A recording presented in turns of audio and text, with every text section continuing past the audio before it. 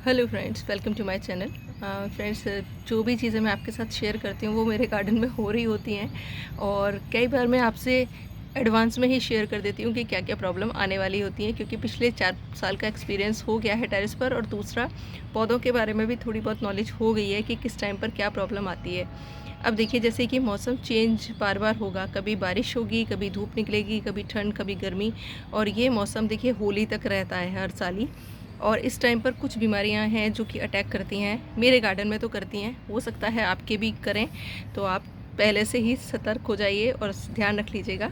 जैसे कि देखिए, एक कैलेंडुला के जो पौधे हैं ये, और सरसों, इन दोनों पे, और टमाटर, इन तीनों पे तो मैंने देखा ही है, पाउडर ब्लू यानी वाइट कलर का पूरे पत्तों पे फंगस टाइप का आ जाएगा और आपके पौधे धीरे धीरे करके ख़राब होने लगेंगे। अगर आप ध्यान नहीं रखेंगे तो वो बाकी के पौधों को भी इन्फेक्टेड कर सकते हैं। सरसों के पौधे पे भी देखेंगे आप और टमाटर के पे भी देखेंगे। तो इससे बचने का एक जो बेस्ट तरीका है कि आप एडवांस में ही कड़वा वाला बायो एंजाइम स्प्रे करना शुरू कर दीजिए। कई लोग मुझसे पूछते हैं, बार बार कंफ्यूज हो जाते हैं कि मैम इसको कितनी बार यूज़ कर सकते हैं पौधों पर। तो देखिए, बायो एंजाइम एक ऐसा मैजिक है, टॉनिक है, जो कि नुकसान तो नहीं करता है अगर आप उसे लिमिटेड क्वांटिटी में डालते हैं। अगर 1 लीटर में सिर्फ 5 ml आप मिक्स करके पौधों पर स्प्रे करते हैं तो कुछ भी नुकसान नहीं होता है। ये मेरे पिछले 3 साल का एक्सपीरियंस है। सिर्फ क्वांटिटी का ध्यान रखा करिए। वो आप हफ्ते में 3 बार भी स्प्रे कर सकते हैं, क्योंकि मैंने किया है और मेरे पौधों पर कभी ऐसा नुकसान नहीं हुआ है। तो वो कर दीजिएगा। वो नहीं है तो नीम ऑयल स्प्रे करिएगा। नीम ऑयल कैसे कर सकते हैं आप? नीम ऑयल वही 5 ml आप 1 लीटर पानी में मिलाइए। थोड़ा सा आपको डिश वॉशर या शैम्पू मिलाना पड़ेगा, या अगर रीठे का बायो एंजाइम है तो वो मिक्स करिएगा और सारे पौधों पर आप स्प्रे कर दीजिएगा। वो भी नहीं है तो भाई फिर आपको थोड़ा सा घर के बाहर जाना पड़ेगा। नीम के कड़वे वाले नीम के पत्ते लाइएगा, उनको अच्छे से बॉईल करिएगा पानी में। जैसे 1 लीटर पानी में ½ kg के आसपास आप पत्ते ले लीजिएगा, उनको बॉईल करिएगा। जब ½ kg आपका पानी रह जाता है, यानी सॉरी ½ लीटर, 1 लीटर लेंगे आप, ½ लीटर रह जाता है तो उसको 4-5 गुने पानी में मिक्स करिए और सारे पौधों पे, सभी पौधों पे कर दीजिएगा, जिससे कि आपके बाकी पौधे भी इन्फेक्टेड ना हों। ये प्रॉब्लम मेरे टेरेस पर हर साल ही आती है, इसीलिए मैं एडवांस में आपको बता रही हूँ, क्योंकि आज मैंने सरसों पर देखी है, सरसों के पत्ते हटा दिए हैं। और प्रॉब्लम ये है कि मेरे यहाँ पर सरसों के पौधे भी हर एक गमले में उगाते हैं, क्योंकि मैं एंड में क्या करती हूँ, जब ये जो अलग अलग गमलों में उगे हुए रहते हैं ना, तो मैं इनके बीज हार्वेस्ट करके रखती नहीं हूँ।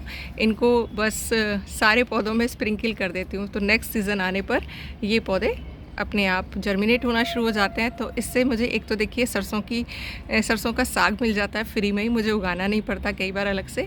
और दूसरा, सरसों के बीज मिल जाते हैं जब हार्वेस्ट करने के लिए, और बचा कुचा सारा मिट्टी में ही मैं डाल देती हूँ। और ये देखिए, इस तरीके से पत्तियां होना शुरू हो जाएंगी। ये अभी स्टार्टिंग फेज़ है, और जैसे अगर मैं ध्यान नहीं देती तो ये पूरे के पूरे सरसों के पौधे को इन्फेक्टेड कर देता। तो मैंने आज ये सरसों पे जितने भी पत्ते मुझे दिखे थे सब हटा दिए हैं, और मैंने अपना कड़वा वाला बायो एंजाइम मिक्स करके पानी में वो मैंने पर स्प्रे कर दिया है। और अब मैं लगातार 3-4 दिन करूँगी, फिर देखती हूँ अगर पौधा ज़्यादा इन्फेक्टेड दिखे तो आप हटा दिया करें, क्योंकि ये आपके गार्डन के बाकी पौधों को भी ख़राब कर सकता है।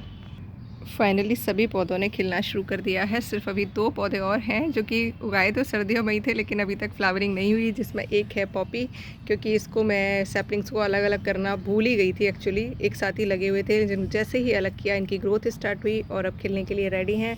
और एक है रुथवेफिया, जिसकी अभी भी सैपलिंग मैंने अलग नहीं की हैं, पॉट्स ही नहीं हैं। और अभी मैं जो काम कर रही हूँ, आपको पता है, एक ही पॉट में खूब सारे पौधे लगा दे रही हूँ, जिससे कि मेरे पास स्पेस जो कम है अब वो भी मैनेज हो जाए और एक ही पॉट में काफ़ी सारे पौधे एक साथ लगें, जिससे सुंदर लगें। और कल सवाल था एक कि मैम डेंथस के जो बीज होते हैं उनको कलेक्ट कैसे करते हैं। तो देखिए, एक चीज़ दिखाती हूँ। अभी ये बीज बिल्कुल ग्रीन है, इसके अंदर पका नहीं है।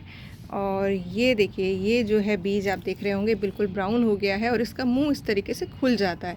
जैसे ये खुलता है, आप इसको ऐसे करेंगे टेढ़ा, तो देखिए आप इसमें से बीज निकलना स्टार्ट हो जाएंगे। ये देख पा रहे होंगे मेरे हाथ में कलेक्ट हो रहे हैं। तो ये साइन है कि बीज एकदम पककर रेडी है।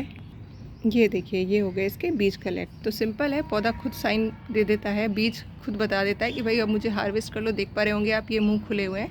तो आज मैं इनको हार्वेस्ट कर लूँगी और अब बीज नहीं बनाऊँगी, क्योंकि बीज बनाती हूँ तो पौधा फ्लावरिंग करना बंद कर देता है, कम कर देता है।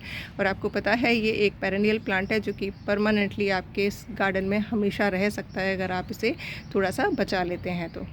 और ये पौधा बहुत ही आसानी से कटिंग से हो जाता है। अगर आप रिवर सैंड यानी नदी की रेत में अगर इसकी कटिंग तैयार करते हैं तो बहुत आसानी से हो जाती है। मेरे यहाँ तो मैं जहाँ पर भी इनको लगा देती हूँ, देखिए ये सब कटिंग से तैयार प्लांट है, लग जाती हैं।